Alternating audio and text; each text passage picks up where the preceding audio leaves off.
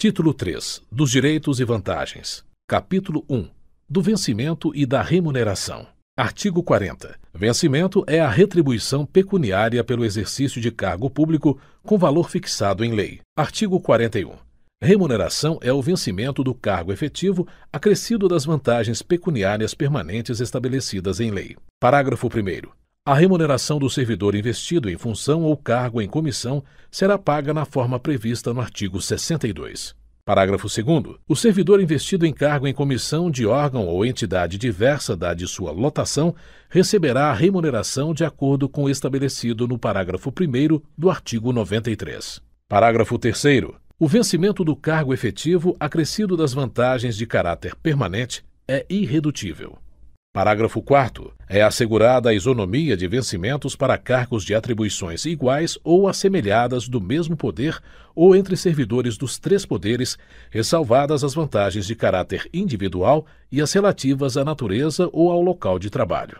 Parágrafo 5º. Nenhum servidor receberá remuneração inferior ao salário mínimo. Artigo 42. Nenhum servidor poderá perceber mensalmente, a título de remuneração, importância superior à soma dos valores percebidos como remuneração em espécie a qualquer título, no âmbito dos respectivos poderes, pelos ministros de Estado, por membros do Congresso Nacional e ministros do Supremo Tribunal Federal. Parágrafo único. Excluem-se do teto de remuneração as vantagens previstas nos incisos 2º a 7º do artigo 61. Artigo 43. Abre parênteses. Revogado pela Lei nº 9.624, de 2 de abril de 1998. Fecha parênteses. Artigo 44. O servidor perderá. Inciso 1º. A remuneração do dia em que faltar ao serviço sem motivo justificado. Inciso 2º. A parcela de remuneração diária proporcional aos atrasos, ausências justificadas, ressalvadas as concessões de que trata o artigo 97 e saídas antecipadas, salvo na hipótese de compensação de horário até o mês subsequente ao da ocorrência a ser estabelecida pela chefia imediata. Parágrafo único. As faltas justificadas decorrentes de caso fortuito ou de força maior poderão ser compensadas a critério da chefia imediata, sendo assim consideradas como efetivo exercício. Artigo 45. Salvo por imposição legal ou mandado judicial, nenhum desconto incidirá sobre a remuneração ou provento. Parágrafo único. Mediante autorização do servidor, poderá haver consignação em folha de pagamento a favor de terceiros, a critério da administração e com reposição de custos na forma definida em regulamento. Artigo 46. As reposições e indenizações ao erário atualizadas até 30 de junho de 1994 serão previamente comunicadas ao servidor ativo, aposentado ou ao pensionista para pagamento no prazo máximo de 30 dias, podendo ser parceladas a pedido do interessado. Parágrafo 1º. O valor de cada parcela não poderá ser inferior ao correspondente a 10% da remuneração, provento ou pensão. Parágrafo 2º. Quando o pagamento indevido houver ocorrido no mês anterior ao do processamento da folha, a reposição será feita imediatamente em uma única parcela. Parágrafo 3º. Na hipótese de valores recebidos em decorrência de cumprimento à decisão liminar, a tutela antecipada ou a sentença que venha a ser revogada ou rescindida, serão eles atualizados até a data da reposição. Artigo 47. O servidor em débito com o erário que for demitido, exonerado ou que tiver sua aposentadoria ou disponibilidade cassada, terá o prazo de 60 dias para quitar o débito. Parágrafo único. A não quitação do débito no prazo previsto implicará sua inscrição em dívida ativa. Artigo 48. O vencimento, a remuneração e o provento não serão objeto de arresto, sequestro ou penhora, exceto nos casos de prestação de alimentos resultante de decisão judicial. Capítulo 2. Das vantagens. Artigo 49. Além do vencimento, poderão ser pagas ao servidor as seguintes vantagens. Inciso 1º. Indenizações. Inciso 2º. Gratificações. Inciso 3º. Adicionais. Parágrafo 1º. As indenizações não se incorporam ao vencimento ou provento para qualquer efeito. Parágrafo 2º. As gratificações e os adicionais incorporam-se ao vencimento ou provento nos casos e condições indicados em lei. Artigo 50. As vantagens pecuniárias não serão computadas nem acumuladas para efeito de concessão de quaisquer outros acréscimos pecuniários ulteriores sob o mesmo título ou idêntico fundamento. Seção 1. Das indenizações. Artigo 51. Constituem indenizações ao servidor. Inciso 1º. Ajuda de custo. Inciso 2º. Diárias. Inciso 3º. Transporte. Inciso 4º. Auxílio moradia. Artigo 52. Os valores das indenizações estabelecidas nos incisos 1º e 3º do artigo 51 desta lei, assim como as condições para sua concessão, serão estabelecidos em regulamento. Subseção 1. Da ajuda de custo. Artigo 53. A ajuda de custo destina-se a compensar as despesas de instalação do servidor que, no interesse do serviço, passar a ter exercício em nova sede, com mudança de domicílio em caráter permanente, vedado o duplo pagamento de indenização a qualquer tempo, no caso de o cônjuge ou companheiro que detenha também a condição de servidor vier a ter exercício na mesma sede.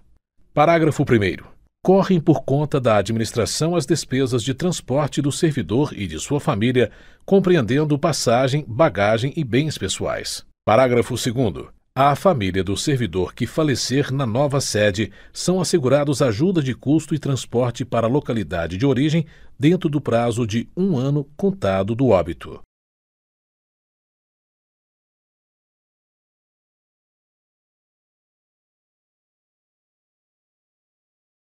Artigo 54. A ajuda de custo é calculada sobre a remuneração do servidor, conforme se dispuser em regulamento, não podendo exceder a importância correspondente a 3 meses. Artigo 55. Não será concedida ajuda de custo ao servidor que se afastar do cargo ou reassumi-lo em virtude de mandato eletivo.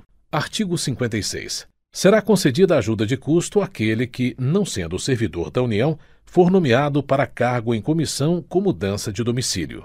Parágrafo único. No afastamento previsto no inciso 1º do artigo 93, a ajuda de custo será paga pelo órgão cessionário quando cabível. Artigo 57. O servidor ficará obrigado a restituir a ajuda de custo quando injustificadamente não se apresentar na nova sede no prazo de 30 dias. Subseção 2.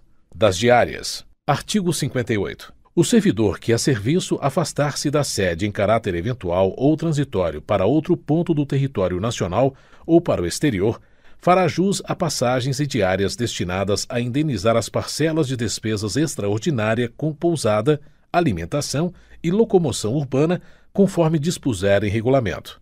Parágrafo 1º. A diária será concedida por dia de afastamento, sendo devida pela metade quando o deslocamento não exigir pernoite fora da sede ou quando a União custear, por meio diverso, as despesas extraordinárias cobertas por diárias. Parágrafo 2º. Nos casos em que o deslocamento da sede constituir exigência permanente do cargo, o servidor não fará jus a diárias. Parágrafo 3º. Também não fará jus a diárias o servidor que se deslocar dentro da mesma região metropolitana, aglomeração urbana ou microrregião constituídas por municípios limítrofes e regularmente instituídas ou em áreas de controle integrado mantidas com países limítrofes, cuja jurisdição e competência dos órgãos, entidades e servidores brasileiros considera-se estendida, salvo se houver pernoite fora da sede, hipóteses em que as diárias pagas serão sempre as fixadas para os afastamentos dentro do território nacional. Artigo 59. O servidor que receber diárias e não se afastar da sede por qualquer motivo, fica obrigado a restituí-las integralmente no prazo de 5 dias. Parágrafo único. Na hipótese de o servidor retornar à sede em prazo menor do que o previsto para o seu afastamento, restituirá as diárias recebidas em excesso no prazo previsto no caput. Subseção 3. Da indenização de transporte. Artigo 60. Conceder-se-á indenização de transporte ao servidor que realizar despesas com a utilização de meio próprio de locomoção para a execução de serviços externos por força das atribuições próprias do cargo, conforme se dispuser em regulamento. Subseção 4. Do auxílio moradia. Abre parênteses. Subseção acrescida pela Lei nº 11.355, de 19 de outubro de 2006. Fecha parênteses.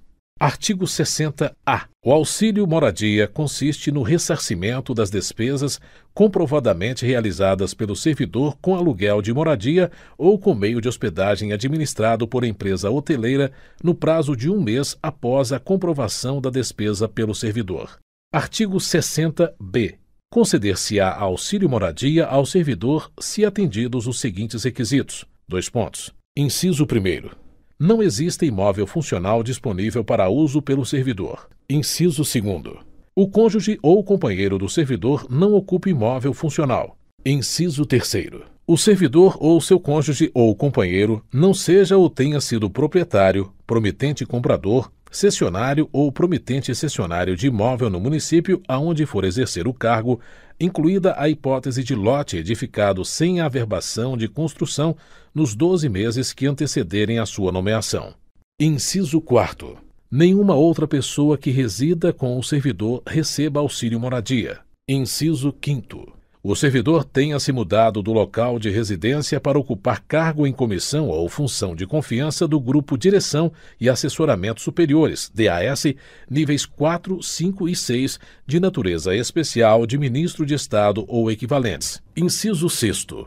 O município do qual assume o cargo em comissão ou função de confiança não se enquadre nas hipóteses previstas no parágrafo 3º do artigo 58 desta lei em relação ao local da residência ou domicílio do servidor. Inciso 7º. O servidor não tenha sido domiciliado ou tenha residido no município nos últimos 12 meses aonde for exercer o cargo em comissão ou função de confiança, desconsiderando-se prazo inferior a 60 dias dentro desse período. E, inciso 8º. O deslocamento não tenha sido por força de alteração de lotação ou nomeação para cargo efetivo. Inciso 9º. O deslocamento tenha ocorrido após 30 de junho de 2006. Parágrafo único. Para fins do inciso 7º, não será considerado o prazo no qual o servidor estava ocupando outro cargo em comissão relacionado no inciso 5º. Artigo 60-C. O auxílio moradia não será concedido por prazo superior a 8 anos dentro de cada período de 12 anos.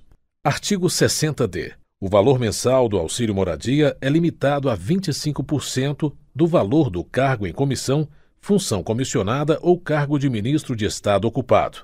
Parágrafo 1º. O valor do auxílio moradia não poderá superar 25% da remuneração de ministro de Estado. Parágrafo 2º. Independentemente do valor do cargo em comissão ou função comissionada, fica garantido a todos os que preencherem os requisitos o ressarcimento até o valor de R$ 1.800. Artigo 60-E. No caso de falecimento, exoneração, colocação de imóvel funcional à disposição do servidor ou aquisição de imóvel, o auxílio moradia continuará sendo pago por 1 mês. Seção 2. Das gratificações e adicionais. Artigo 61. Além do vencimento e das vantagens previstas nesta lei, serão deferidos aos servidores as seguintes retribuições, gratificações e adicionais. Inciso 1º. Retribuição pelo exercício de função de direção, chefia e assessoramento. Inciso 2º. Gratificação natalina. Inciso 3º. Abre parênteses. Revogado pela medida provisória número 2225-45, de 4 de setembro de 2001, fecha parênteses. Inciso 4º. Adicional pelo exercício de atividades insalubres, perigosas ou penosas. Inciso 5º. Adicional pela prestação de serviço extraordinário. Inciso 6º. Adicional noturno. Inciso 7º. Adicional de férias. Inciso 8º. Outros relativos ao local ou à natureza do trabalho. Inciso 9º. Gratificação por encargo de curso ou concurso. Subseção 1. Da retribuição pelo exercício de função de direção, chefia e assessoramento. Artigo 62. Ao servidor ocupante de cargo efetivo investido em função de direção, chefia ou assessoramento, cargo de provimento em comissão ou de natureza especial, é devida retribuição pelo seu exercício. Parágrafo único. Lei específica estabelecerá a remuneração dos cargos em comissão de que trata o inciso 2º do artigo 9º. Artigo 62-A. fica transformada em vantagem pessoal nominalmente identificada, VPNI, a incorporação da retribuição pelo exercício de função de direção, chefia ou assessoramento, cargo de provimento em comissão ou de natureza especial, a que se referem os artigos 3º e 10 da Lei nº 8.911, de 11 de julho de 1994, e o artigo 3º da Lei nº 9.624, de 2 de abril de 1998. Parágrafo único. A VPNI, de que trata o caput deste artigo, somente estará sujeita às revisões gerais de remuneração dos servidores públicos federais. Subseção 2. Da gratificação natalina. Artigo 63. A gratificação natalina corresponde a 1/12 da remuneração a que o servidor fizer jus no mês de dezembro, por mês de exercício no respectivo ano. Parágrafo único. A fração igual ou superior a 15 dias será considerada como mês integral.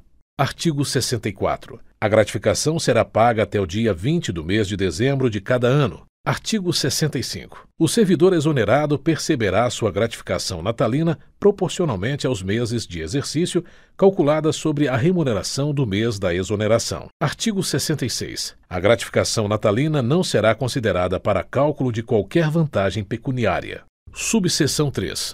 Do adicional por tempo de serviço. Artigo 67. Abre parênteses.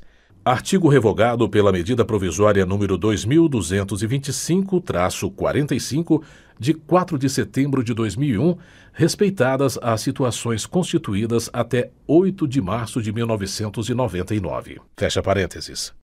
Subseção 4.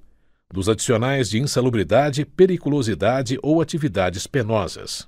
Artigo 68. Os servidores que trabalhem com habitualidade em locais insalubres ou em contato permanente com substâncias tóxicas, radioativas ou com risco de vida, fazem jus a um adicional sobre o vencimento do cargo efetivo. Parágrafo 1º. O servidor que fizer jus aos adicionais de insalubridade e de periculosidade deverá optar por um deles. Parágrafo 2º. O direito ao adicional de insalubridade ou periculosidade cessa com a eliminação das condições ou dos riscos que deram causa à sua concessão. Artigo 69. Haverá permanente controle da atividade de servidores em operações ou locais considerados penosos, insalubres ou perigosos. Parágrafo único. A servidora gestante ou lactante será afastada enquanto durar a gestação e a lactação das operações e locais previstos neste artigo, exercendo suas atividades em local salubre e em serviço não penoso e não perigoso. Artigo 70. Na concessão dos adicionais de atividades penosas, de insalubridade e de periculosidade, serão observadas as situações estabelecidas em legislação específica. Artigo 71. O adicional de atividade penosa será devido aos servidores em exercício em zonas de fronteira ou em localidades cujas condições de vida o justifiquem nos termos, condições e limites fixados em regulamento. Artigo 72. Os locais de trabalho e os servidores que operam com raio-x ou substâncias radioativas serão mantidos sob controle permanente, de modo que as doses de radiação ionizante não ultrapassem o nível máximo previsto na legislação própria. Parágrafo único. Os servidores a que se refere este artigo serão submetidos a exames médicos a cada 6 meses. Subseção 5. Do adicional por serviço extraordinário. Artigo 73. O serviço extraordinário será remunerado com acréscimo de 50% em relação à hora normal de trabalho. Artigo 74. Somente será permitido serviço extraordinário para atender a situações excepcionais e temporárias, respeitado o limite máximo de 2 horas por jornada. Subseção 6. Do adicional noturno. Artigo 75. O serviço noturno prestado em horário compreendido entre 22 horas de um dia e 5 horas do dia seguinte terá o valor hora acrescido de 25%, computando-se cada hora como 52 minutos e 30 segundos. Parágrafo único. Em se tratando de serviço extraordinário, o acréscimo de que trata este artigo incidirá sobre a remuneração prevista no artigo 73. Subseção 7. Do adicional de férias. Artigo 76. Independentemente de solicitação, será pago ao servidor, por ocasião das férias, um adicional correspondente a 1/3 da remuneração do período das férias. Parágrafo único. No caso de o servidor exercer função de direção, chefia ou assessoramento, ou ocupar cargo em comissão, a respectiva vantagem será considerada no cálculo do adicional de que trata este artigo. Subseção 8. Da gratificação por encargo de curso ou concurso. Artigo 76-A. A gratificação por encargo de curso ou concurso é devida ao servidor que, em caráter eventual, : Inciso 1º. Atuar como instrutor em curso de formação de desenvolvimento ou de treinamento regularmente instituído no âmbito da Administração Pública Federal. Inciso 2º. Participar de banca examinadora ou de comissão para exames orais, para análise curricular, para correção de provas discursivas, para elaboração de questões de provas ou para julgamento de recursos intentados por candidatos. Inciso 3º. Participar da logística de preparação e de realização de concurso público envolvendo atividades de planejamento, coordenação, supervisão, execução e avaliação de resultado, quando tais atividades não estiverem incluídas entre as suas atribuições permanentes. Inciso 4º. Participar da aplicação, fiscalizar ou avaliar provas de exame vestibular ou de concurso público ou supervisionar essas atividades. Parágrafo 1º. Os critérios de concessão e os limites da gratificação de que trata este artigo serão fixados em regulamento, observados os seguintes parâmetros. : Inciso 1º. O valor da gratificação será calculado em horas, observadas a natureza e a complexidade da atividade exercida. Inciso 2º. A retribuição não poderá ser superior ao equivalente a 120 horas de trabalho anuais, ressalvada a situação de excepcionalidade, devidamente justificada e previamente aprovada pela autoridade máxima do órgão ou entidade, que poderá autorizar o acréscimo de até 120 horas de trabalho anuais. Inciso 3º. O valor máximo da hora trabalhada corresponderá aos seguintes percentuais incidentes sobre o maior vencimento básico da Administração Pública Federal. : Alínea A. 2,2 em se tratando de atividades previstas nos incisos 1º e 2º do caput deste artigo. Alínea B. 1,2 em se tratando de atividade prevista nos incisos 3º e 4º do caput deste artigo. Parágrafo 2º. A gratificação por encargo de curso ou concurso somente será paga se as atividades referidas nos incisos do caput deste artigo forem exercidas sem prejuízo das atribuições do cargo de que o servidor for titular, devendo ser objeto de compensação de carga horária quando desempenhadas durante a jornada de trabalho, na forma do parágrafo 4º do artigo 98 desta lei. Parágrafo 3º. A gratificação por encargo de curso ou concurso não se incorpora ao vencimento ou salário do servidor para qualquer efeito e não poderá ser utilizada como base de cálculo para quaisquer outras vantagens, inclusive para fins de cálculo dos proventos da aposentadoria e das pensões. Capítulo 3. Das férias. Artigo 77. O servidor fará jus a 30 dias de férias que podem ser acumuladas até o máximo de 2 períodos no caso de necessidade do serviço, ressalvadas as hipóteses em que haja legislação específica. Parágrafo 1º. Para o primeiro período aquisitivo de férias serão exigidos 12 meses de exercício. Parágrafo 2º. É vedado levar à conta de férias qualquer falta ao serviço. Parágrafo 3º. As férias poderão ser parceladas em até 3 etapas, desde que assim requeridas pelo servidor e no interesse da administração pública. Artigo 78. O pagamento da remuneração das férias será efetuado até 2 dias antes do início do respectivo período, observando-se o disposto no parágrafo 1º deste artigo. Parágrafo 1º. Abre parênteses. Revogado pela Lei nº 9.527, de 10 de dezembro de 1997. Fecha parênteses. Parágrafo 2º. Abre parênteses. Revogado pela Lei nº 9.527, de 10 de dezembro de 1997. Fecha parênteses. Parágrafo 3º. O servidor exonerado do cargo efetivo ou em comissão perceberá a indenização relativa ao período das férias a que tiver direito e ao incompleto, na proporção de 1/12 por mês de efetivo exercício ou fração superior a 14 dias. Parágrafo 4º. A indenização será calculada com base na remuneração do mês em que for publicado o ato exoneratório. Parágrafo 5º. Em caso de parcelamento, o servidor receberá o valor adicional previsto no inciso 17 do artigo 7º da Constituição Federal, quando da utilização do primeiro período. Artigo 79. O servidor que opera direta e permanentemente com raio-x ou substâncias radioativas gozará 20 dias consecutivos de férias por semestre de atividade profissional, proibida em qualquer hipótese a acumulação. Artigo 80. As férias somente poderão ser interrompidas por motivo de calamidade pública, comoção interna, convocação para júri, serviço militar ou eleitoral, ou por necessidade do serviço declarada pela autoridade máxima do órgão ou entidade. Parágrafo único. O restante do período interrompido será gozado de uma só vez, observado o disposto no artigo 77. Capítulo 4. Das licenças. Seção 1. Disposições gerais. Artigo 81. Conceder-se-á ao servidor licença, inciso 1º, por motivo de doença em pessoa da família, inciso 2º, por motivo de afastamento do cônjuge ou companheiro, inciso 3º, para o serviço militar, inciso 4º, para atividade política, inciso 5º, para capacitação, inciso 6º, para tratar de interesses particulares, inciso 7º, para desempenho de mandato classista. Parágrafo 1º. A licença prevista no inciso 1º do caput deste artigo, bem como cada uma de suas prorrogações, serão precedidas de exame por perícia médica oficial, observado o disposto no artigo 204 desta lei. Parágrafo 2º. Abre parênteses.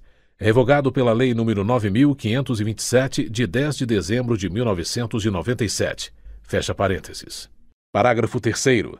É vedado o exercício de atividade remunerada durante o período da licença prevista no inciso 1º deste artigo. Artigo 82. A licença concedida dentro de 60 dias do término de outra da mesma espécie será considerada como prorrogação.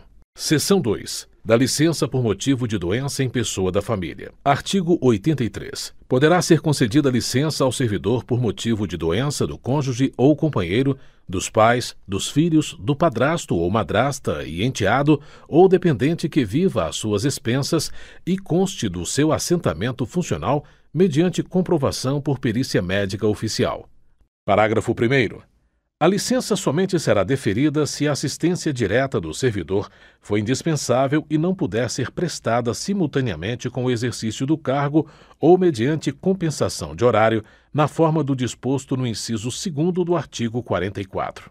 Parágrafo 2º. A licença será concedida sem prejuízo da remuneração do cargo efetivo por até 30 dias, podendo ser prorrogada por até 30 dias e excedendo estes prazos, sem remuneração, por até 90 dias.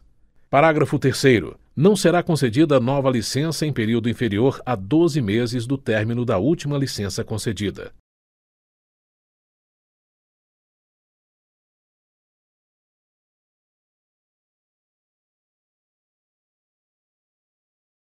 Seção 3. Da licença por motivo de afastamento do cônjuge. Artigo 84. Poderá ser concedida licença ao servidor para acompanhar cônjuge ou companheiro que foi deslocado para outro ponto do território nacional, para o exterior ou para o exercício de mandato eletivo dos poderes executivo e legislativo. Parágrafo 1º. A licença será por prazo indeterminado e sem remuneração. Parágrafo 2º. No deslocamento de servidor cujo cônjuge ou companheiro também seja servidor público, civil ou militar de qualquer dos poderes da União, dos Estados, do Distrito Federal e dos municípios, poderá haver exercício provisório em órgão ou entidade da administração federal direta, autárquica ou fundacional, desde que para o exercício de atividade compatível com o seu cargo. Seção 4. Da licença para o serviço militar. Artigo 85. Ao servidor convocado para o serviço militar será concedida licença na forma e condições previstas na legislação específica. Parágrafo único. Concluído o serviço militar, o servidor terá até 30 dias sem remuneração para reassumir o exercício do cargo. Seção 5. Da licença para atividade política. Artigo 86. O servidor terá direito à licença sem remuneração durante o período que mediar entre a sua escolha em convenção partidária como candidato a cargo eletivo e a véspera do registro de sua candidatura perante a Justiça Eleitoral. Parágrafo 1º. O servidor candidato a cargo eletivo na localidade onde desempenha suas funções e que exerça cargo de direção, chefia, assessoramento, arrecadação ou fiscalização, dele será afastado a partir do dia imediato ao do registro de sua candidatura perante a Justiça Eleitoral até o 10º dia seguinte ao do pleito. Parágrafo 2º. A partir do registro da candidatura e até o 10º dia seguinte ao da eleição, o servidor fará jus à licença, assegurados os vencimentos do cargo efetivo, somente pelo período de 3 meses. Seção 6. Da licença para capacitação. Artigo 87. Após cada quinquênio de efetivo exercício, o servidor poderá, no interesse da administração, afastar-se do exercício do cargo efetivo, com a respectiva remuneração, por até 3 meses, para participar de curso de capacitação profissional. Parágrafo único. Os períodos de licença de que trata o caput não são acumuláveis. Artigo 88. Abre parênteses. Revogado pela Lei nº 9.527, de 10 de dezembro de 1997. Fecha parênteses. Artigo 89. Abre parênteses. Revogado pela Lei nº 9.527, de 10 de dezembro de 1997. Fecha parênteses. Artigo 90. Entre parênteses, vetado. 7. Da licença para tratar de interesses particulares. Artigo 91. A critério da administração poderão ser concedidas ao servidor ocupante de cargo efetivo, desde que não esteja em estágio probatório, licenças para o trato de assuntos particulares de prazo de até 3 anos consecutivos sem remuneração. Parágrafo único. A licença poderá ser interrompida a qualquer tempo a pedido do servidor ou no interesse do serviço. Seção 8. Da licença para o desempenho de mandato classista. Artigo 92.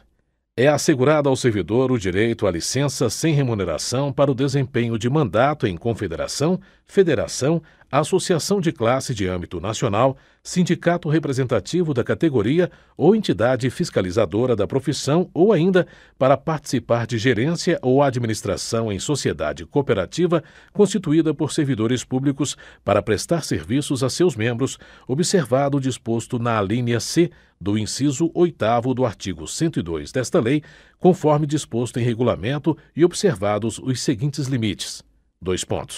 Inciso 1º. Para entidades com até 5.000 associados, 1 servidor. Inciso 2º. Para entidades com 5.001 a 30.000 associados, 2 servidores. Inciso 3º. Para entidades com mais de 30.000 associados, 3 servidores. Parágrafo 1º. Somente poderão ser licenciados servidores eleitos para cargos de direção ou representação nas referidas entidades, desde que cadastradas no Ministério da Administração Federal e Reforma do Estado. Parágrafo 2º. A licença terá duração igual à do mandato, podendo ser prorrogada, no caso de reeleição, e por uma única vez. Capítulo 5. Dos afastamentos. Seção 1. Do afastamento para servir a outro órgão ou entidade. Artigo 93. O servidor poderá ser cedido para ter exercício em outro órgão ou entidade dos poderes da União, dos Estados ou do Distrito Federal e dos municípios, nas seguintes hipóteses. Inciso 1º. Para exercício de cargo em comissão ou função de confiança. Inciso 2º. Em casos previstos em leis específicas. Parágrafo 1º. Na hipótese do inciso 1º sendo a cessão para órgãos ou entidades dos Estados, do Distrito Federal ou dos municípios, o ônus da remuneração será do órgão ou entidade cessionária, mantido o ônus para o cedente nos demais casos. Parágrafo 2º. Na hipótese de o servidor cedido à empresa pública ou sociedade de economia mista, nos termos das respectivas normas, optar pela remuneração do cargo efetivo ou pela remuneração do cargo efetivo acrescida de percentual da retribuição do cargo em comissão, a entidade cessionária efetuará o reembolso das despesas realizadas pelo órgão ou entidade de origem. Parágrafo 3º. A cessão far-se-á mediante portaria publicada no Diário Oficial da União. Parágrafo 4º. Mediante autorização expressa do Presidente da República, o servidor do Poder Executivo poderá ter exercício em outro órgão da administração federal direta que não tenha quadro próprio de pessoal para fim determinado e a prazo certo. Parágrafo 5º. Aplica-se à União, em se tratando de empregado ou servidor por ela requisitado, as disposições dos parágrafos 1º e 2º deste artigo. Parágrafo 6º. As seções de empregados de empresa pública ou de sociedade de economia mista que receba recursos de Tesouro Nacional para o custeio total ou parcial da sua folha de pagamento de pessoal independem das disposições contidas nos incisos 1º e 2º e parágrafos 1º e 2º deste artigo, ficando o exercício do empregado cedido condicionado à autorização específica do Ministério do Planejamento, Orçamento e Gestão, exceto nos casos de ocupação de cargo em comissão ou função gratificada. Parágrafo 7º. O Ministério do Planejamento, Orçamento e Gestão, com a finalidade de promover a composição da força de trabalho dos órgãos e entidades da Administração Pública Federal, poderá determinar a lotação ou o exercício de empregado ou servidor, independentemente da observância do constante no inciso 1º e nos parágrafos 1º e 2º deste artigo. Seção 2. Do afastamento para exercício de mandato eletivo. Artigo 94. Ao servidor investido em mandato eletivo aplicam-se as seguintes disposições. Inciso 1º. Tratando-se de mandato federal, estadual ou distrital, ficará afastado do cargo. Inciso 2º. Investido no mandato de prefeito, será afastado do cargo, sendo-lhe facultado optar pela sua remuneração. Inciso 3º. Investido no mandato de vereador. Alínea A. Havendo compatibilidade de horário, perceberá as vantagens de seu cargo sem prejuízo da remuneração do cargo eletivo. Alínea B. Não havendo compatibilidade de horário, será afastado do cargo, sendo-lhe facultado optar pela sua remuneração. Parágrafo 1º. No caso de afastamento do cargo, o servidor contribuirá para a Seguridade Social como se em exercício estivesse. Parágrafo 2º. O servidor investido em mandato eletivo ou classista não poderá ser removido ou redistribuído de ofício para localidade diversa daquela onde exerce o mandato. Seção 3.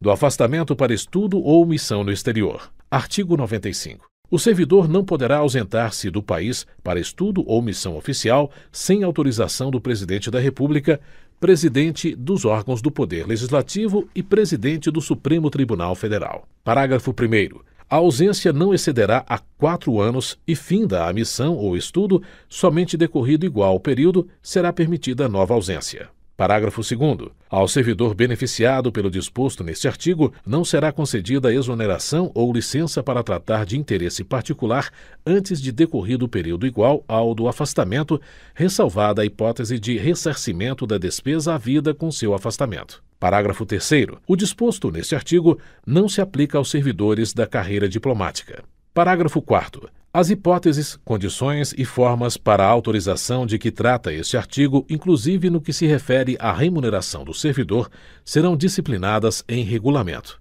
Artigo 96. O afastamento de servidor para servir em organismo internacional de que o Brasil participe ou com o qual coopere dar-se-á com perda total da remuneração. Seção 4. Do afastamento para participação em programa de pós-graduação stricto sensu do país. Artigo 96-A. O servidor poderá, no interesse da administração e desde que a participação não possa ocorrer simultaneamente com o exercício do cargo ou mediante compensação de horário, afastar-se do exercício do cargo efetivo com a respectiva remuneração para participar em programa de pós-graduação stricto sensu em instituição de ensino superior no país. Parágrafo 1º.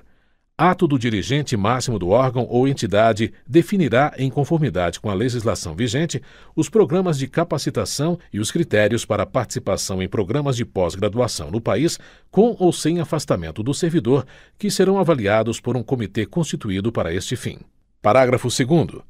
Os afastamentos para a realização de programas de mestrado e doutorado somente serão concedidos aos servidores titulares de cargos efetivos no respectivo órgão ou entidade há pelo menos 3 anos para mestrado e 4 anos para doutorado, incluído o período de estágio probatório, que não tenham se afastado por licença para tratar de assuntos particulares, para gozo de licença, capacitação ou com fundamento neste artigo, nos 2 anos anteriores à data da solicitação de afastamento. Parágrafo 3º. Os afastamentos para a realização de programas de pós-doutorado somente serão concedidos aos servidores titulares de cargo efetivo no respectivo órgão ou entidade há pelo menos 4 anos, incluído o período de estágio probatório, e que não tenham se afastado por licença para tratar de assuntos particulares, para gozo de licença, capacitação ou com fundamento neste artigo nos 4 anos anteriores à data da solicitação de afastamento. Parágrafo 4º. Os servidores beneficiados pelos afastamentos previstos nos parágrafos 1º, 2º e 3º deste artigo terão que permanecer no exercício de suas funções após o seu retorno por um período igual ao do afastamento concedido. Parágrafo 5º. Caso o servidor venha a solicitar a exoneração do cargo ou a aposentadoria antes de cumprir o período de permanência previsto no parágrafo 4º deste artigo, deverá ressarcir o órgão ou entidade, na forma do artigo 47 da Lei nº 8.112, de 11 de dezembro de 1990, dos gastos com seu aperfeiçoamento. Parágrafo 6º. Caso o servidor não obtenha o título ou grau que justificou seu afastamento no período previsto, aplica-se o disposto no parágrafo 5º deste artigo, salvo na hipótese comprovada de força maior ou de caso fortuito, a critério do dirigente máximo do órgão ou entidade. Parágrafo 7º. Aplica-se a participação em programa de pós-graduação no exterior, autorizado nos termos do artigo 95 desta lei e disposto nos parágrafos 1º a 6º deste artigo. Capítulo 6. Das concessões. Artigo 97. Sem qualquer prejuízo, poderá o servidor ausentar-se do serviço. Inciso 1º. Por 1 dia para doação de sangue. Inciso 2º. Por 2 dias para se alistar como eleitor. Inciso 3º. Por 8 dias consecutivos em razão de: alínea A. Casamento. Alínea B. Falecimento do cônjuge, companheiro, pais, madrasta ou padrasto, filhos, enteados, menor sob guarda ou tutela e irmãos. Artigo 98. Será concedido horário especial ao servidor estudante quando comprovada a incompatibilidade entre o horário escolar e o da repartição, sem prejuízo do exercício do cargo. Parágrafo 1º. Para efeito do disposto neste artigo, será exigida a compensação de horário no órgão ou entidade que tiver exercício, respeitada a duração semanal do trabalho. Parágrafo 2º. Também será concedido horário especial ao servidor portador de deficiência, quando comprovada a necessidade por junta médica oficial, independentemente de compensação de horário. Parágrafo 3º.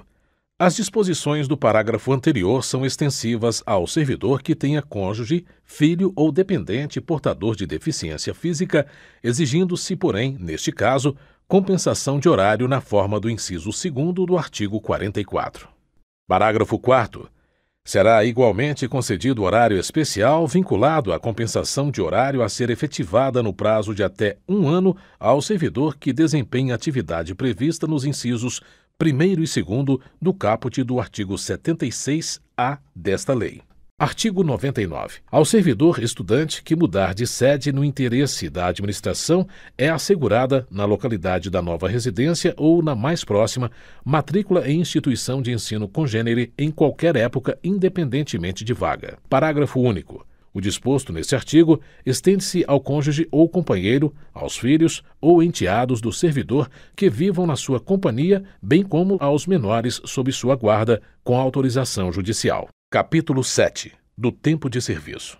Artigo 100. É contado para todos os efeitos o tempo de serviço público federal, inclusive o prestado às Forças Armadas. Artigo 101. A apuração do tempo de serviço será feita em dias, que serão convertidos em anos, considerado o ano como de 365 dias.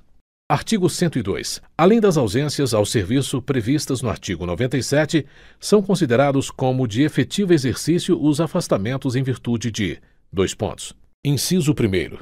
Férias. Inciso 2º.